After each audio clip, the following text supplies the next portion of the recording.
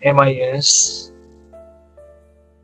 pag-usapan natin yung pwedeng gamitin, mga tools. Reminder lang. And the topics to be covered now. The learning outcomes na ating gagamitin. Okay. So, I'm going to present yung mga gagamitin natin mga tools in deciding for your company. The first one is yung range. What is the importance of range sa business? Ang range kasi ito yung mga you measure between the difference ng maximum and minimum values in a data. So, for example, meron kang data. The data can be number of employees. The data can be the sales figure for a year. The data can be number of hours work in a company. So, pwede kang 10 data set, 20, 50. Depende kung anong data yung kinukuha. So pag sinabing range, it is important or valuable for us na makuha yung maximum tapos yung minimum values in a data set. Kasi meron siyang gamit sa atin, for example, it provides insight sa atin about data variability. Yung pagkakaiba ng data sa isang business. Example, meron kang 40 employees. Tapos sa kanilang mga edad, in-arrange mo siya from the youngest to the oldest employee. So 40, di ba? So pinakabata, nung na-arrange sila, pinakabata pala ay 19, no? 19 years old lang. Pinakabata yung employee ng iyong company. While the eldest is nasa 54. So 54 compared to 19. Isang difference masyadong malayo, 35. So 35, no? 35 yung range. So pag masyadong malaki daw yung range, sabihin masyadong variable. Masyadong iba-iba yung age ng mga empleyado mo. May super 54, may super bata. So pag yan ay tinignan natin yung kanilang mga skills set, yung mga 19 siguro mas technical compared dun sa mga 54 years old. So makikita mo dyan yung pagkakaiba ng skills or variability ng mga empleyado kasi 35 yung kanyang range.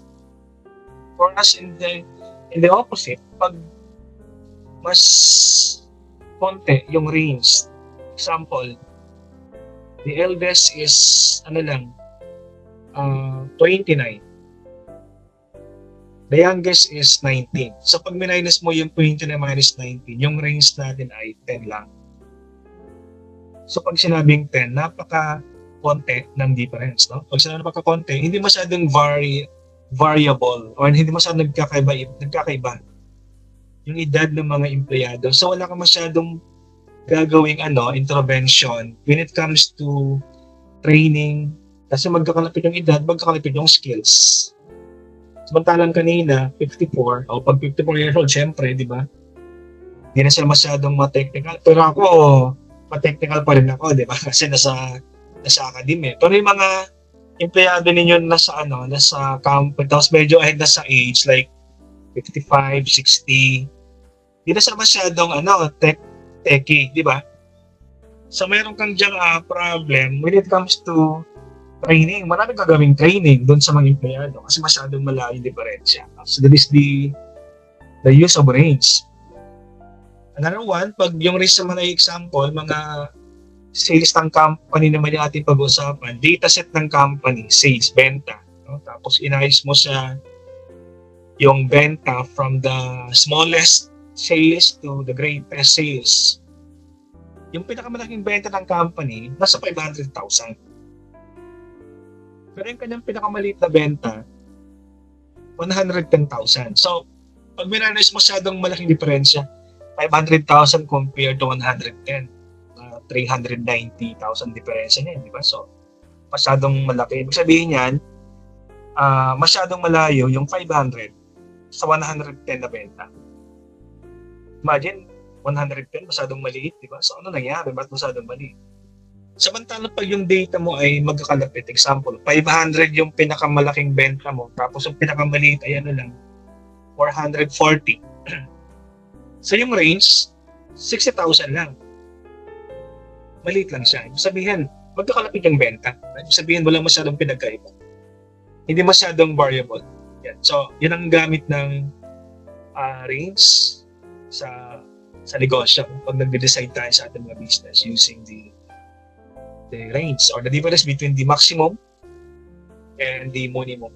The difference between the lowest. For example, dispersion. Simple measure of dispersion.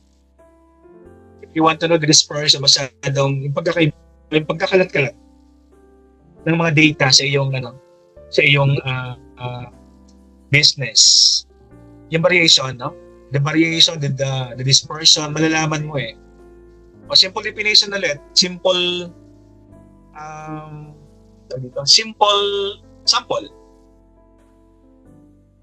Edad, pwede siyang edad, or pwede siyang mga naibentang product na ngayong empleyado. Example, ang product mo binibenta mga laptop. No?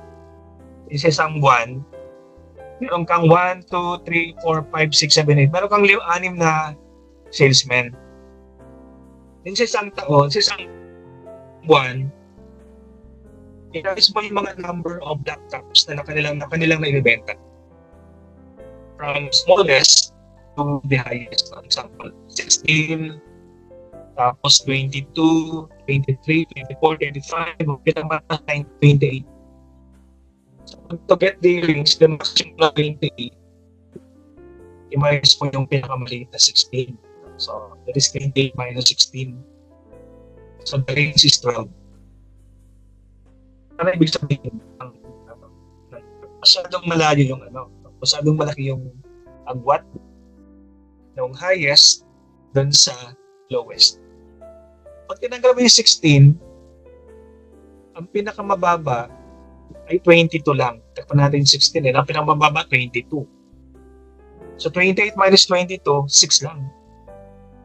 Hindi masyadong malaki, no? Pinagkaiba. So, how do you use this data? Pagdating sa pag-decide, take note, yan ay number of laptops na naibenta. Ibig sabihin, ang pinakamarami na ibenta, 28, ang pinaka-content, 22, okay lang. Magkakalapit lang sila. So, ibig sabihin yan, wala kang masyadong gagawing training doon sa mga empleyado mo kasi halos magkakadikit eh. Walang hindi masyadong magaling. Walang hindi magaling. Lahat ay halos magaling. Kasi magkakadikit yung kanilang mga data set. No? So that is how we're going to use sa business, no? Yung range. Ito naman yung variance. Isang variance naman is different from range. Isang range is highest minus lowest. Ang variance naman is sa Tagalog, ito yung yung difference. Ito yung kulang, ito yung sobra. Variance na. So pag meron kang actual, tapos meron kang budgeted. Ayan. Yung variance, pwedeng may difference sa presyo ng product. Pwedeng may difference sa quantity na naibenta. So variance measures the dispersion of data points from their mean. It quantifies data variability.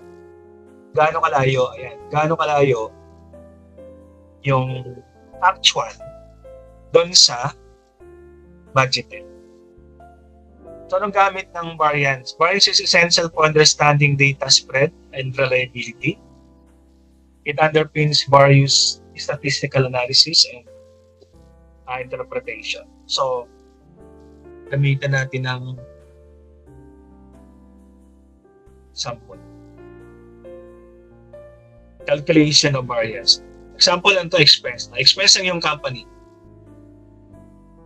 Meron kang gastos, meron kang budgeted na gastos at meron kang actual na gastos. Yun ang ating kino-compare. The budget versus the actual. So pag sinabi nating variance, ito yung pinagkaiba ng actual versus the budget. So basically, pag mas malaki yung actual kaysa sa budget, example, expense. Sabi ng boss, ikaw yung boss.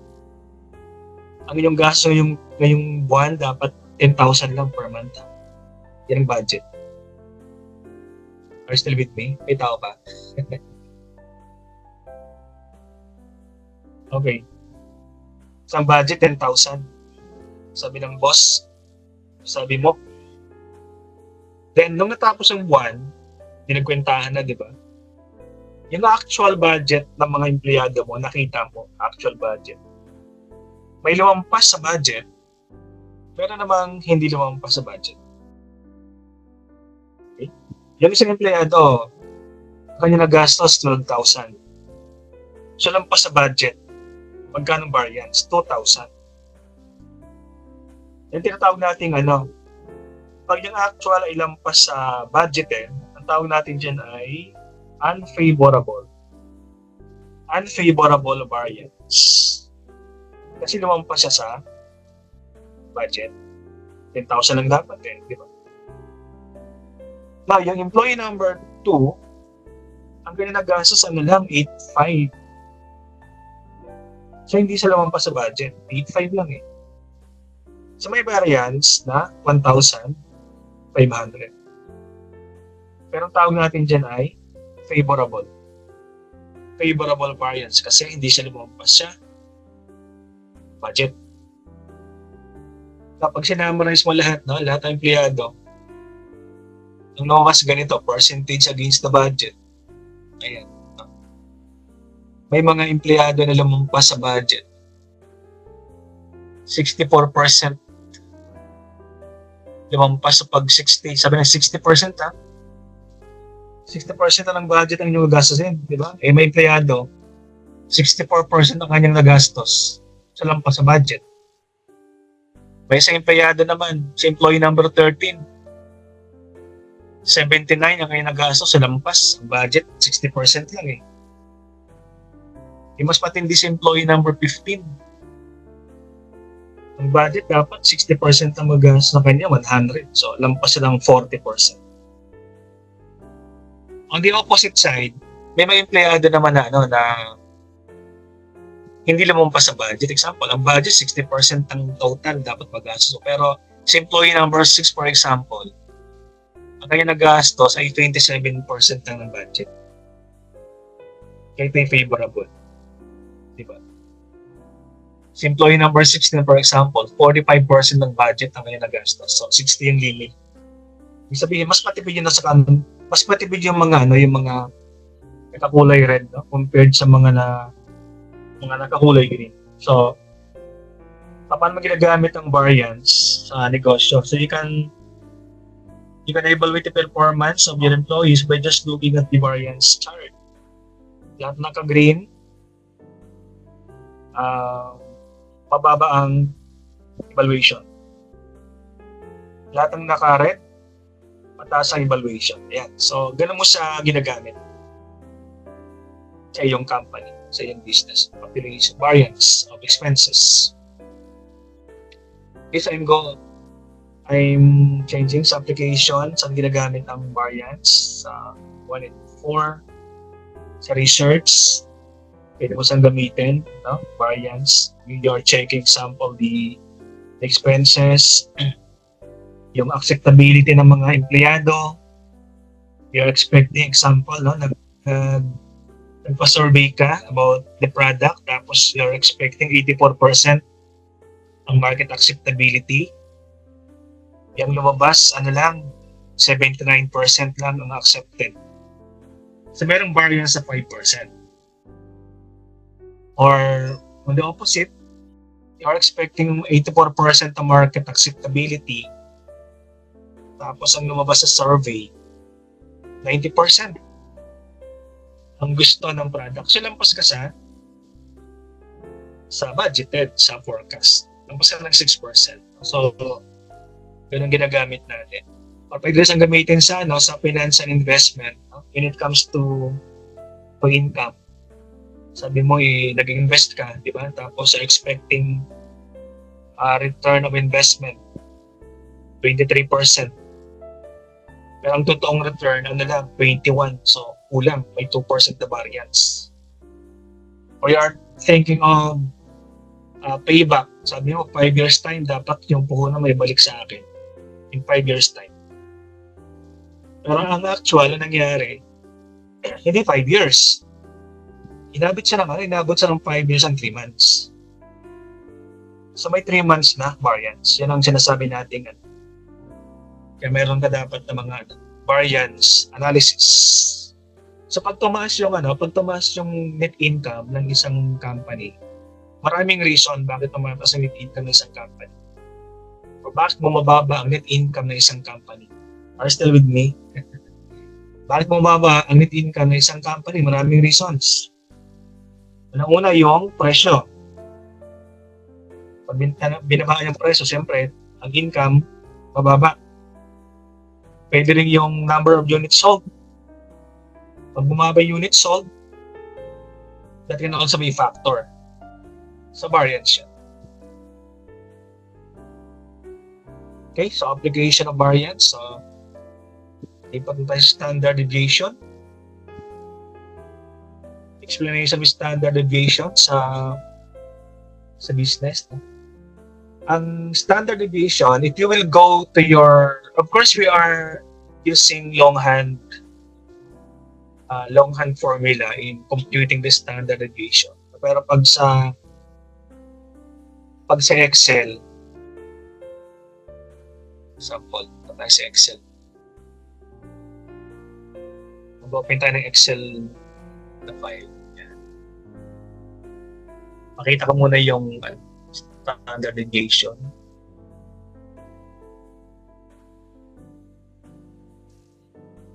Okay, so kita ba yung aking Excel file? Kita ba ang aking Excel file?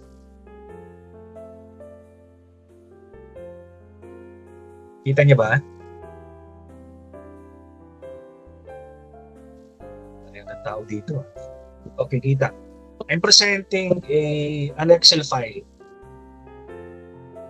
Sa Excel file, may mga formula dito na pwede yung gamitin. Pero sa ating mga slide, ang ginagamit natin ay yung the longhand method, the manual. For example, I'm presenting sa slide natin kanina yung standard deviation. Pag pumunta ka sa Excel, punta ka sa formula. Tapos punta ka sa statistics.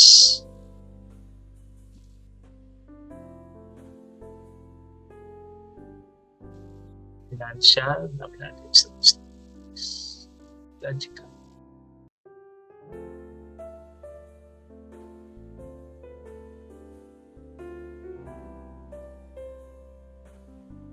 Lagi rin stuff. So pag pumunta ka sa Excel, makikita mo dito yung mga different formula na example. Pumunta ka sa statistical. Tapos kita mo dito yung anong gusto mong hanapin, example, standard deviation. Dito yung mga hinahanap mo sa mga hinahanap mo.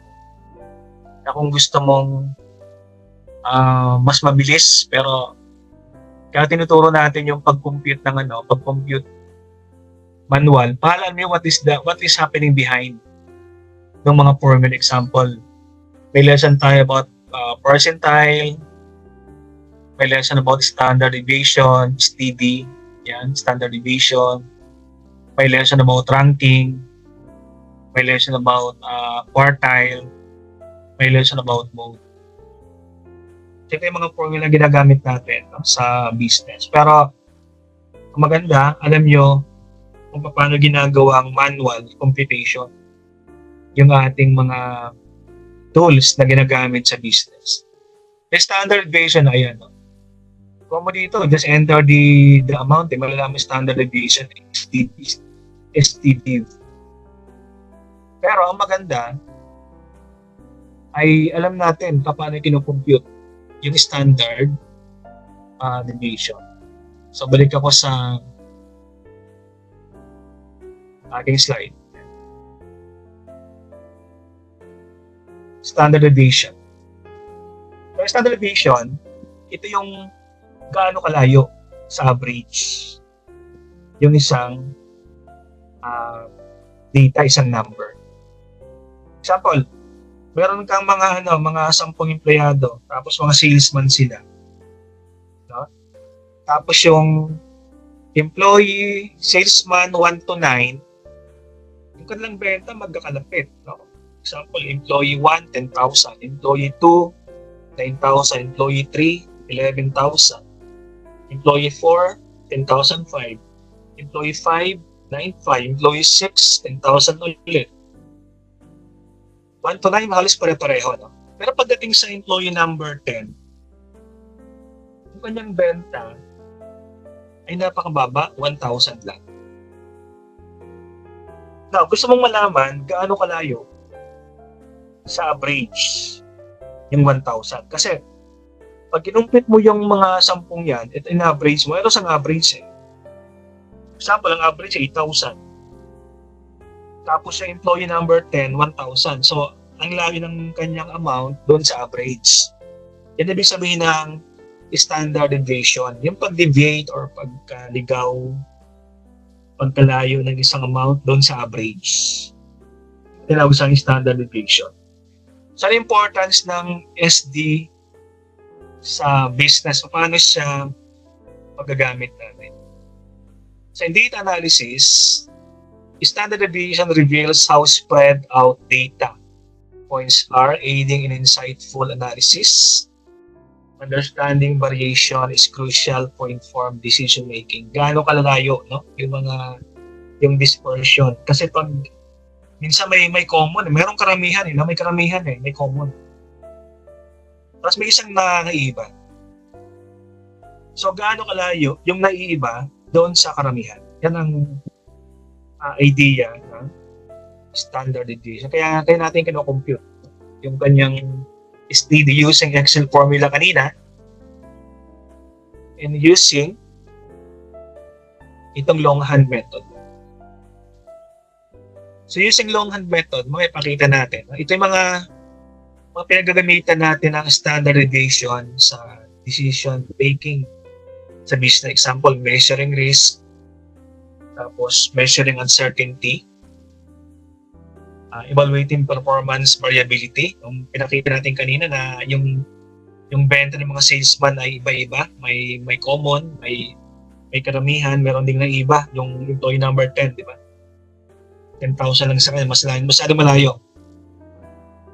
And we can also use standard deviation in forecasting yung sales and revenue. Maraming ways how to forecast yung sales natin. Pero may average method, di ba? Merong weighted average method, may standard deviation method.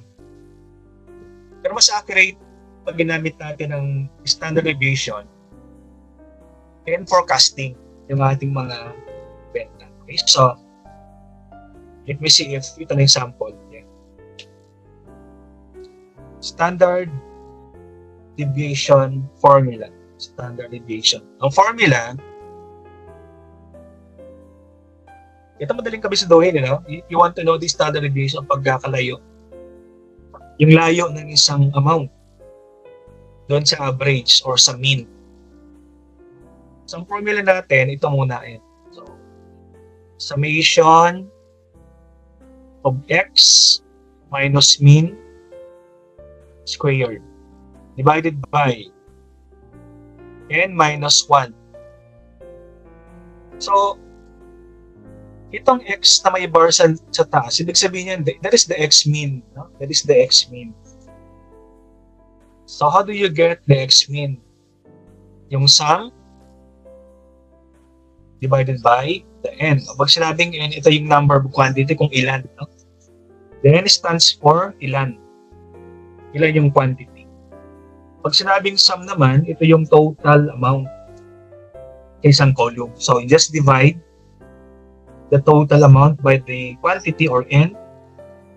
Then, kuha mo yung x mean. Pag nakuha mo yung x mean, ito yung ilalagay natin dito. Okay? So, subukan natin, no? Subukan natin yung sample na yan. Sample, dito sa may Excel file. So, ito ay variance. Ito yung mga return. Mga return, pag sinabing return, ito yung balik ng pera. Diba? Balik ng pera sa ating company. In 2014, 4.6. Sabihin natin 4.6 is 4,600 para mas maliit yung amount.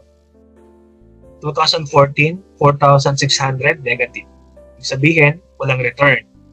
Lugi. No? Lugi ng 2014. In 2015, kumita, may return. Magkano? 6.8. It means 6,800. By the way guys, ang coverage ng ating prelim exam ay ganito lang. Computation lang, no? In 2016, ang return is 10.5, that is 10,500. In 2017, 36,100. In 2018, biglang bumaba ulit, no? Naging 27.7. So, sa loob ng 5 taon, pag inad mo lahat yan, 6.8 plus 10.5 plus 36.1, you check, no? Kung tama yung sum niya. Plus 27.7 minus 4.6. So, add mo yung 2015 hanggang 2018, din-minus mo yung 2014 kasi negative. Okay? So, nakuha niyo ba? The total should be 76.5 or 76,500. So, that is the total. Nakuha ba? 76.5. Yan yun na lang.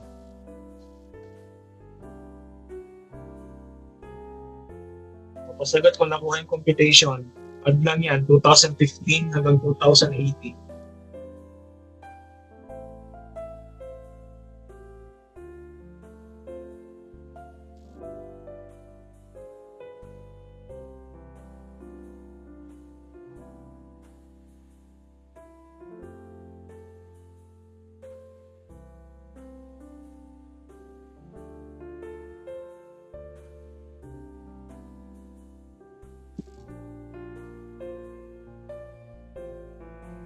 Nakuha nyo?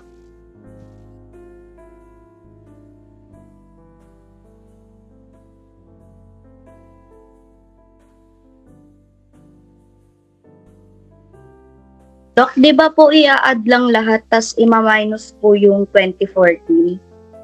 Yes, nakuha nyo? Tama ba? 76.5?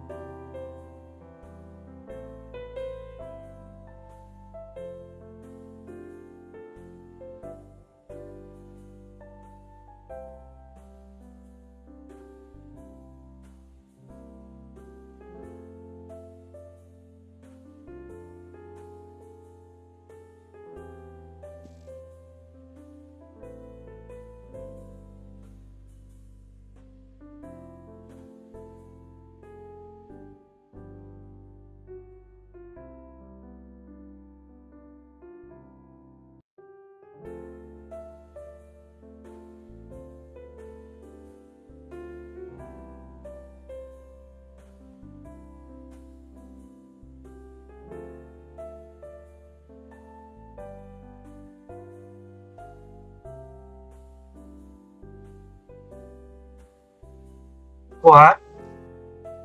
Ano sagot nyo?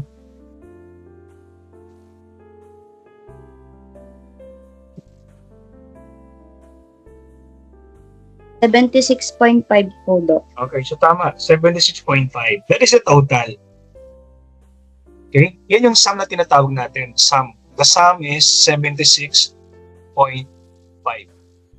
then divided by n. Kapag sinabing n, ilan yung quantity? 1, 2, 3, 4, 5, 6. Di ba? So 76.5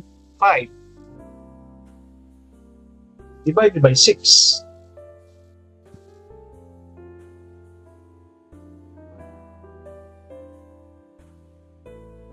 Ay, so hindi pala 6 yan. 5 pala, 5 pala siya.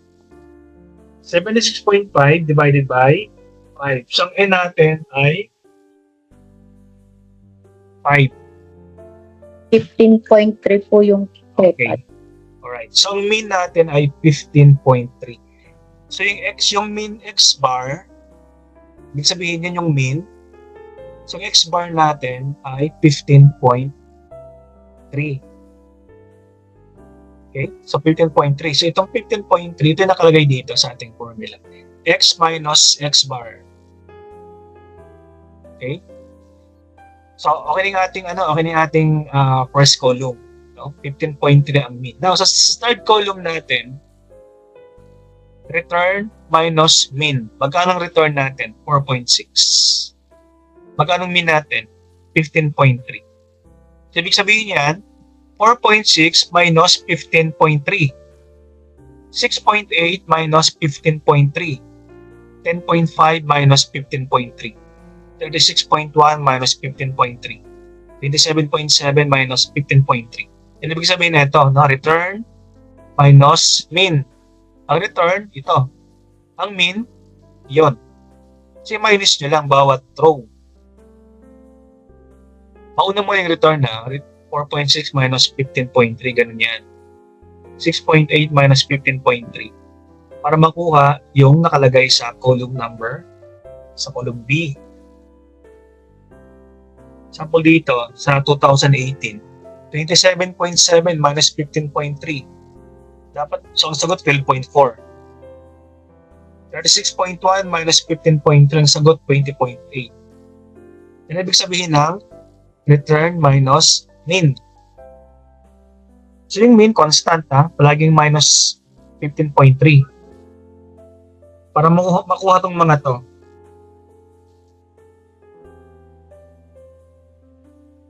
Alright? So pag nakuha mo na yung column B, di ba sa 2014, 19.10 nakuha nyo, no? Sa 2015, 8.5. Sa 2016, 4.8. 2017, 20.8. 2018, 12.4. Pag nakuha mo to, pwede ka nang pumunta sa pang-apat na column. Okay? Sa pang-apat na column, guys, nakalagay dyan, parenthesis, return minus mean, square. Ibig sabihin, i-square mo lang yung 19.9. And how do you square? I-multiply by itself, di ba? So, 19.9 multiplied by 19.9. Yan ibig sabihin ng square, di ba? So, 19.9 times 19.9. So, you have 360, 396. Tama. So, lahat yan, i-square mo. 19.9 by multiply by 19.9, 8.5 multiply by 8.5, 4.8 multiply by 4.8. Para makuha yung fourth column.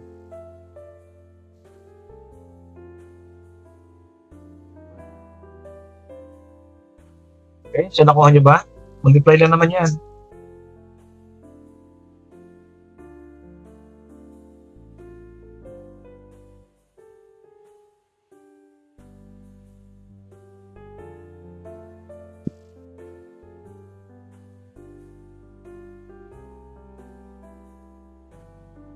Okay, so pag nakuha mo na siya,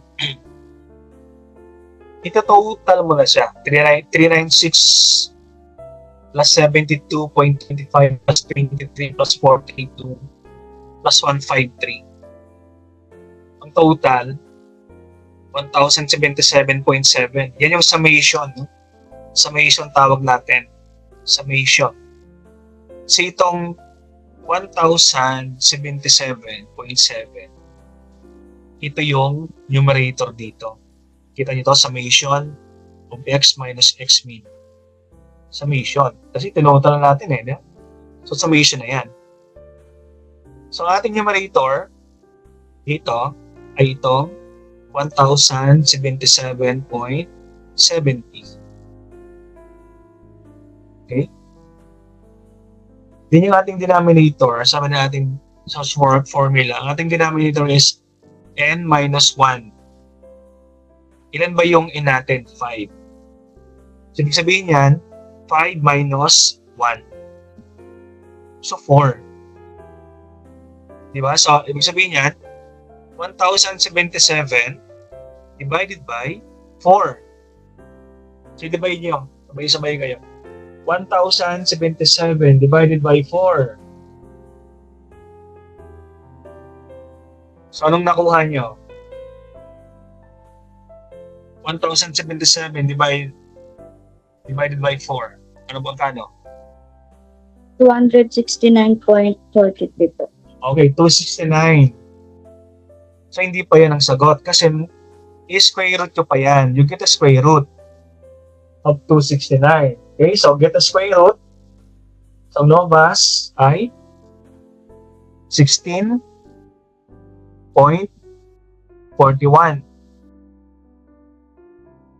Okay, so nakuha 16.41. So, therefore, yung ating standard deviation ay 16.41. Ito nakakulay dilaw. Kinuha lang natin dito, nalagay natin dito. Standard deviation is 16.41. So, ano ibig sabihin ng 16.41? Yan yung pagkakaiba ng different return sa average. Average natin, 15.3, di ba? Eh, di ba, iba-iba? May 10.5, may 36.1, may 27. So, magkano ang pinagkaiba? Average, no? 16.41 ang pinagkaiba ng mga return ng inyong mga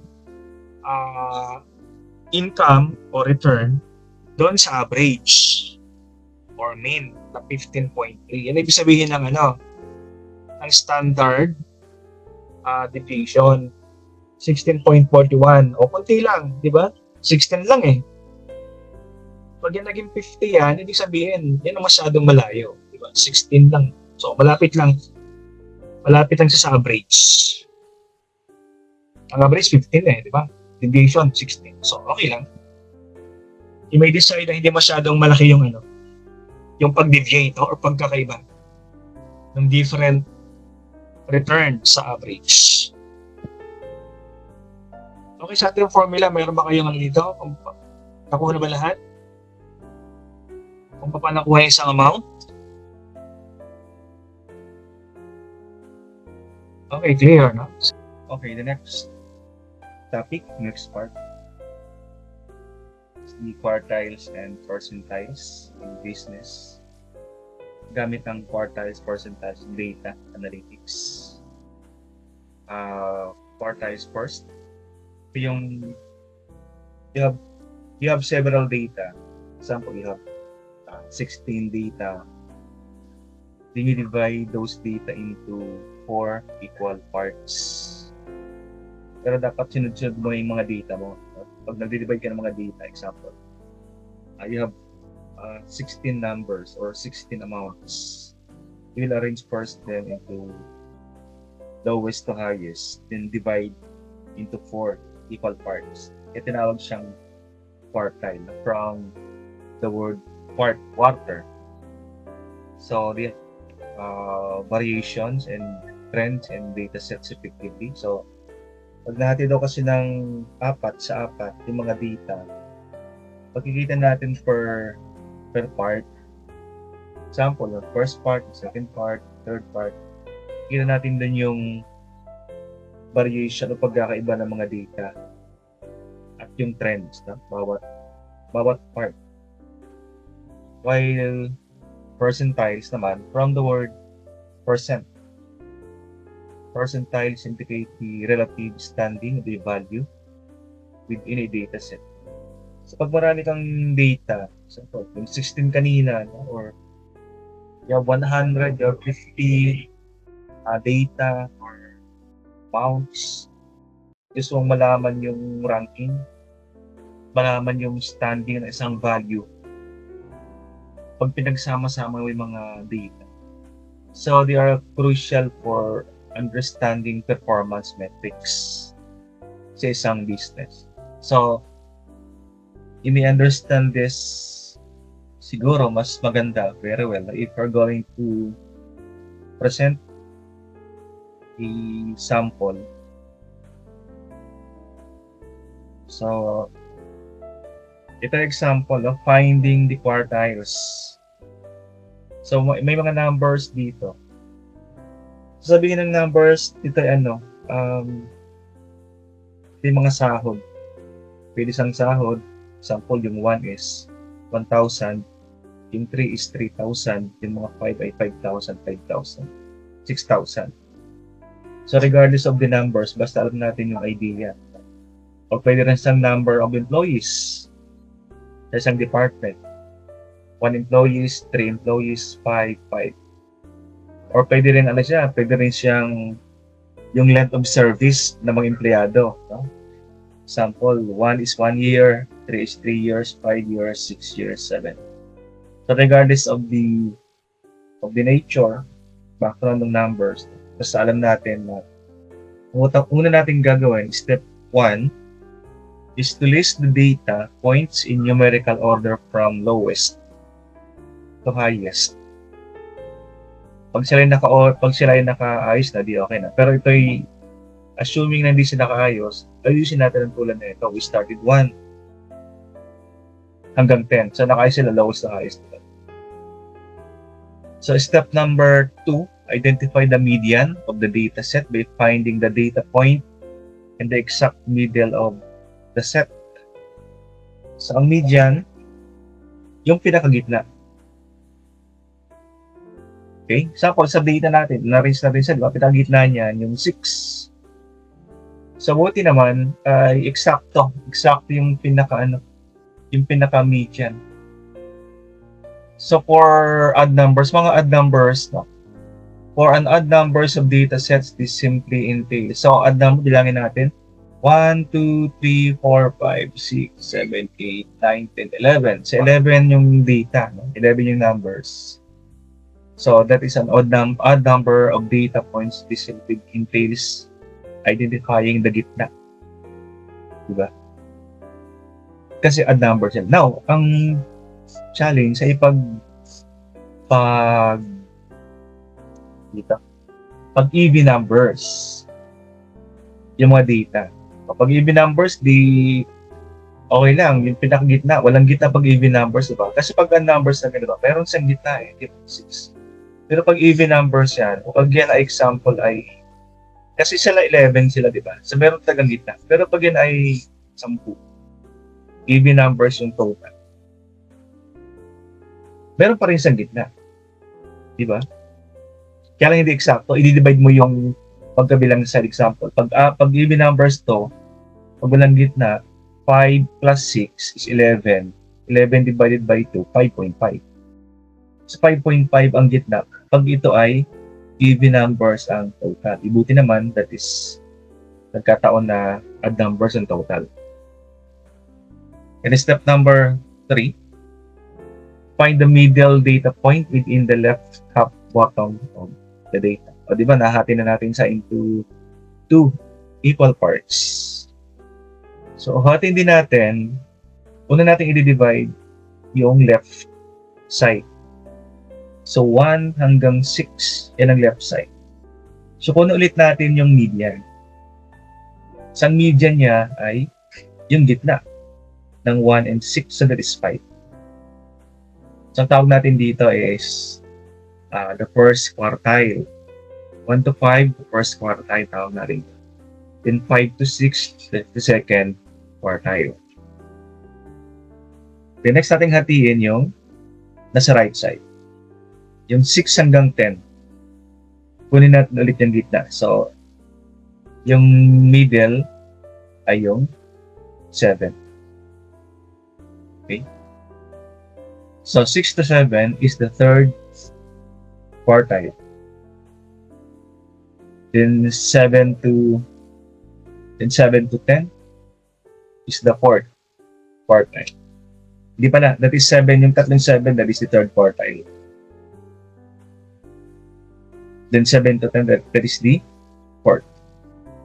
So step number 4, i-label natin yung mga first quartile. So quartile 1 hanggang 5, quartile 2 hanggang 6, quartile 3 hanggang 7, quartile 4 hanggang 10. Yan, natin siya, di ba?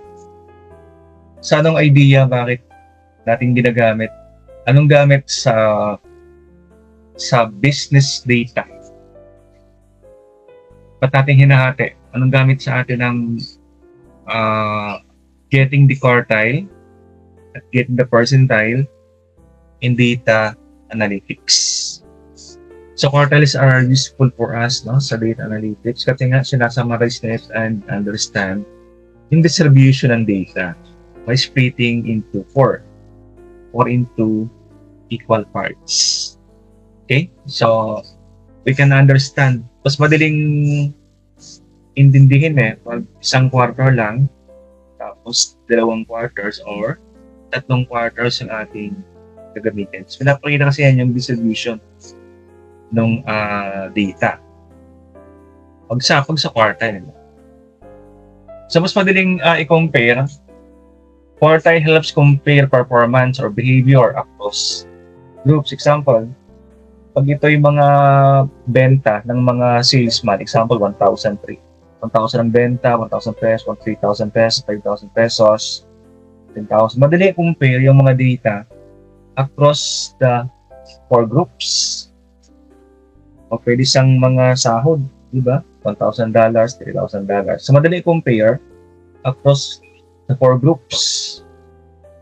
Pag naka-quartile, example, yung quartile 1 ay mabababa yung kanilang sahod compared sa quartile 10.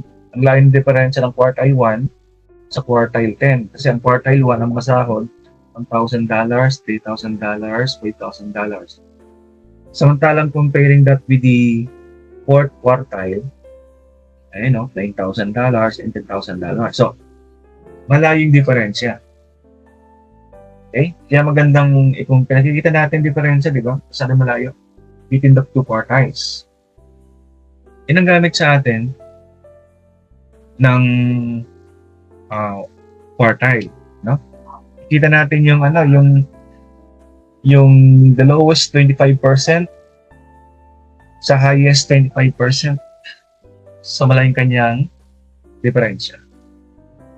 Okay, so that is the quartile, and let's go to the percentile. So percentile are used in data analytics to show the relative position ng isang data sa kanyang mga kasama or sa kabuuan. The data set has already been ordered from lowest to highest. Now, ganun din gawin natin. Example, meron kang you're selling softwares sa isang company. No?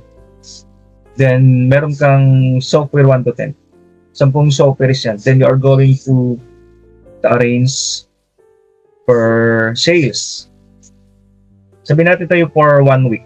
1 week sales ng software. Isang week lang ito. Example, software 1, total benta, total sales is 20,000. Software 2 is 23,000 up to software number 10, 34,000. So we arrange them from highest to lowest per sale. Then find the N. Pag sinabing N, the total of data is 10. That is the big N, 10. The next one, find the percentile for software 6. Find N. Ito yung software 6. Ang kanyang benta ay 27,000. So find the N, find the small n for software number 6. So there are 5 softwares with a lower sales than software 6. Ito yung software 6, di ba? Nakita natin, 5 yung mababa sa kanya. So, ibig sabihin yan, 5 yung small n. So, small n is equal to 5. The next thing to be done is calculate the percentile presented by the big P. So, P or percentile is equal to 5. Kung pag nakuha natin kanina, 5 divided by 10, then multiplied by 100. So, the answer is P. So, it means software 6 is in the 50th percentile. Sabihin, 49 ang mababa sa kanya. So, saan mo nagagamit yung saan mo nagagamit yung percentile sa business or sa data analytics? So, pwede mo siyang gamitin in helping determine where a data point stands. Saan ba nakapwesto yung isang specific na data compared sa others. So, depende kung ano yung gusto mong hanapin. Ito yung mga benta, no? Pwede mo rin hanapin yung percentile ng mga sample, salary ng mga empleyado mo. Or pwede rin yung percentile ng dami ng mga employee per department. Pwede na yung number of years ng mga empleyado mo, no? Kung sila ay marami. Pwede rin number of attendance. So, pag sinabi mong gusto mong makuha yung upper 60 na mga masisipag pumasok, o dito ay pwede mong gamitin itong percentile technique. Sa kasi sa academe, pwede namin itong gamitin. Example, you want to know the percentile of one student. If a student in the 85th percentile is scored higher than 85 the students. Ibig sabihin yan, pag isang student ay 85th ang kanyang percentile, ibig sabihin yan, he scored higher than 85% of the students. Sa mga office, kung makuha yung upper percentile na mga masisipag pumasok or walang mga absences, so pwede mong gamitin itong percentile. Sabi sa example, website load time in the 95th percentile shows slowest 5% of visit. O yan ang isang gamit ng ng percentile, yung load time in the 95th percentile. And example, plug transactions above the 99th percentile as unusual.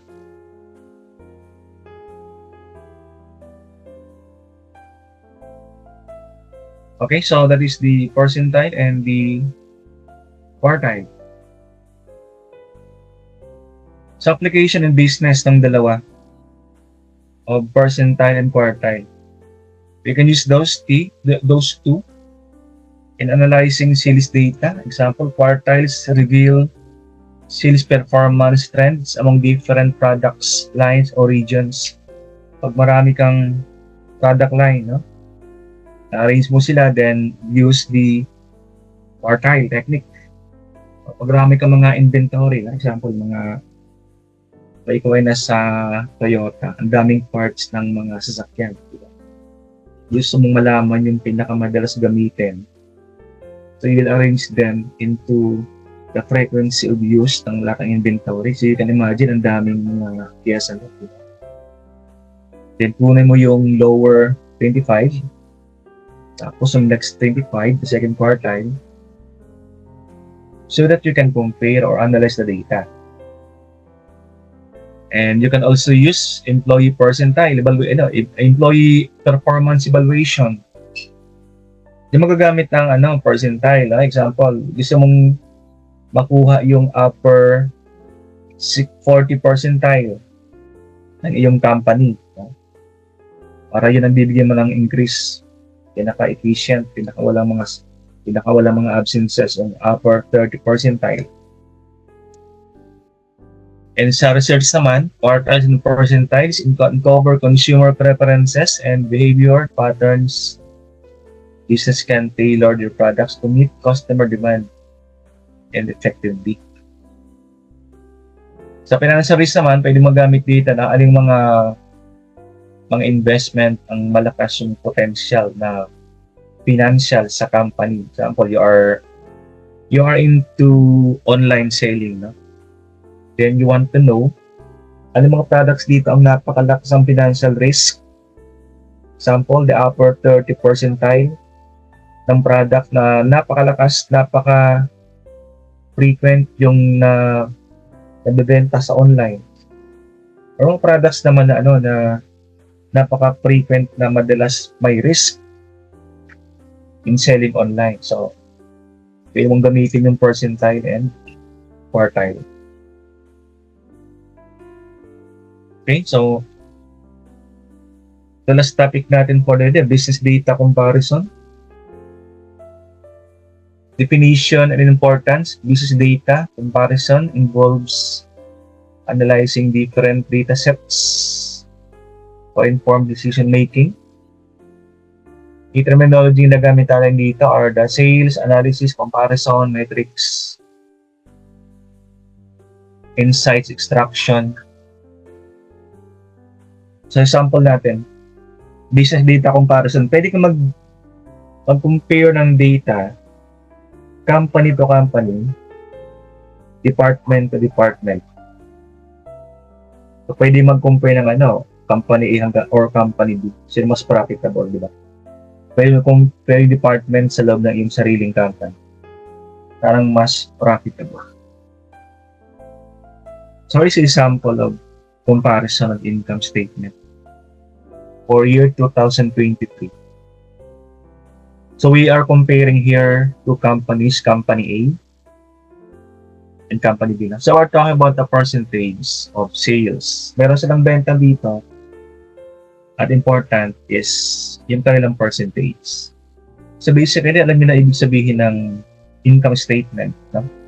Ang income statement, ang laman niya ay yung mga benta ng company, mga puhunan, cost, gastos ng company, yung mga kanilang mga tax, and the net income. The bottom line is the net income.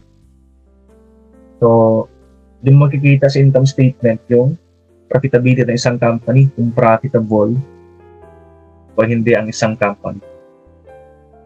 So, we compare natin, company A, ang kanyang benta ay 1 million. Yung company B, ang kanyang benta ay 1 million din. Sa unang tingin, pareho silang 1 million benta. Pero pag kinumpare natin by percentage, nagkakaiba sila. So, kung gusto mong malaman kung aling company yung profitable, do not rely on the net sales. Kasi ang net sales, benta lang yan. Marami kang babawas dyan. Malaki nga benta mo.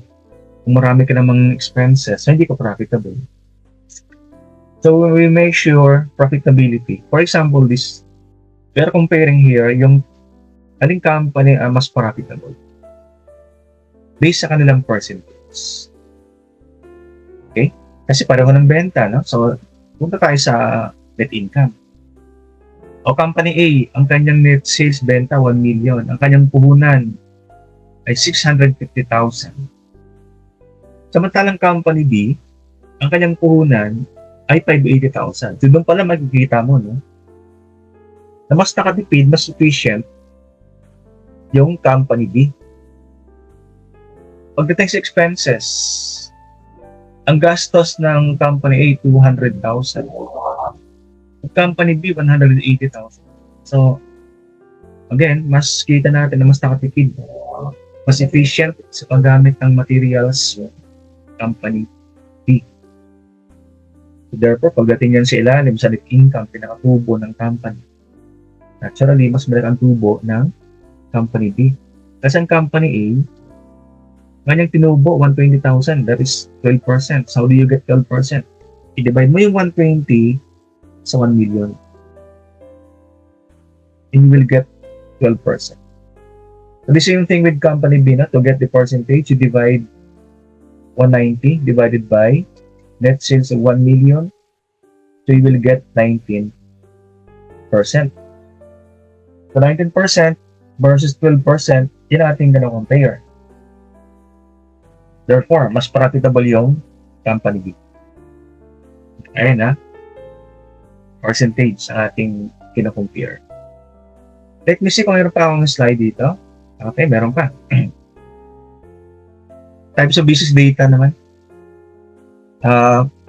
Quantitative versus qualitative. Quantitative data is numerical. Mga data to sa business daw. Na example, sales, mga percentage, number of employees, employee turnover, yan mga quantitative data. Samantalang qualitative data, ito yung mga descriptive, dinidescribe, inanarrate natin. Ang data, example, pag sinabing ang turnover, 12%, di quantitative. Pero pag nagkwento, marami kaming empleyadong umalis last year. So, qualitative data. Interview. Pag nag-interview ka kasi, dalawang klaseng data bibigay sa'yo. Yung numerical, tapos yung narrative, kwento. So, quantitative and qualitative data. Internal versus external data. Internal data arranged from within the organization. Like example, number of employees, salary average, employee turnover, sales of the company for 2025, net income, sales forecast for the next 5 years. External data comes from outside sources, example, inflation rate. Although outside sources siya, those data can also affect the company. No? Yung nagamit ng company outside data, example, interest rates, inflation rate, unemployment, ano pa, economic growth, yun, population in one area kasi sila ang bibili ng products ng company, population, demographic profile ng mga customers. Then may primary data versus secondary data. Primary data is collected nung company mismo. So pag yung company ay nag-research ng consumer preference, consumer wants, so nagpa-survey siya. So those are primary data. Pero pag yung data ay nakita lang ng company sa dyaryo, nabasa sa dyaryo, nabasa sa websites, so those are secondary data and both can be utilized ng company. Pwedeng gamitin yung dalawang data na yan in promoting, in innovating, in marketing strategies. Okay, hoping that you have gotten something sa ating discussion today. I don't have slides anymore, so once again, this is Dr. Cortez. And pa-subscribe ulit guys sa ating channel. Maraming salamat. Bye everyone.